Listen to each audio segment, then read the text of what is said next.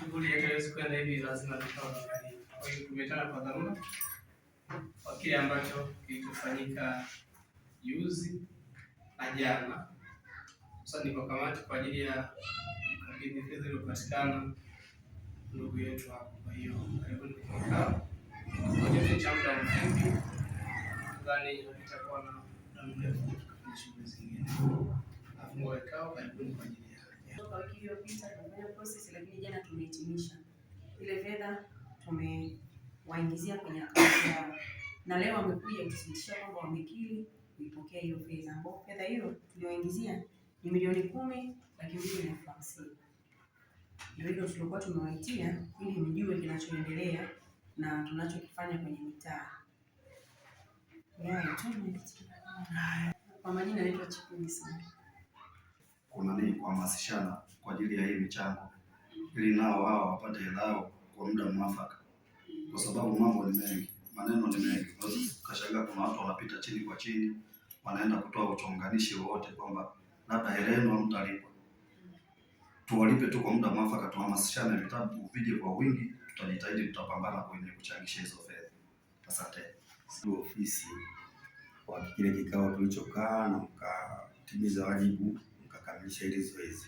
Sasa linalofuata basi tuhamasishane kwa ajili ya kumalizia zoezi. Wale ambao hawajatoa toe ili tukamilishe kwa muda mwafaka. Yaani tusiwe na kikwazo chochote kwenye eneo hilo. Nimwombe mtendaji ongeza kidogo kasi ya ukali. Mwenyekiti anakuwa kama mchungaji kidogo.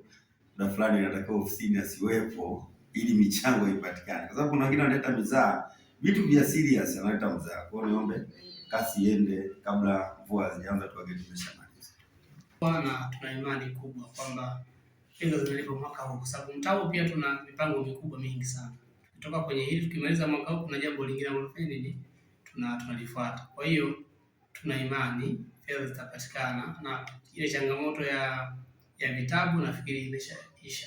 Ya mfumo, kulikuwa na changamoto tu ya kimfumo ambayo ilikuwa lazima fedha mfumo usome, lakini sasa hivi imekaa sawa, nafikiri hakutakuwa na shida yoyote. Kwa hiyo nitoe wasiwasi, endelee kifupi hiki tutakamilisha na kukabidhi eneo. Ile shule ndio leo maana watoto wetu wanafanyaje? Wanasoma. Kwa hiyo mimi niwapongeze sana na niwashukuru, lakini niwatoe hofu.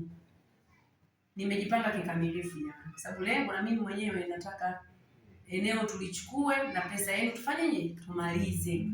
Na kwa sababu ni nguvu ya wananchi na wenyewe ndio walioamua kuliweka hili jambo, wakakubaliana kwenye mkutano kwamba tunatakiwa eneo la shule lingine, ni makubaliano. Ukishakubaliana tayari inakuwa ni sheria.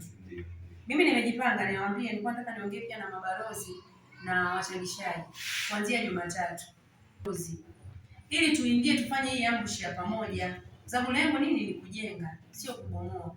Tumeamua wenyewe tufanye, na kwa sababu mradi ni wetu, lazima tufanye sisi wenyewe. Maendeleo yanaitwa sisi wenyewe wananchi. Haiwezi mtu akuletea maendeleo mtu mwingine zaidi ya wewe mwenyewe kutafuta bidii na kufanya kazi. Kwa hiyo ni mjipange kabisa, ndio nafikiri umeona wenyewe.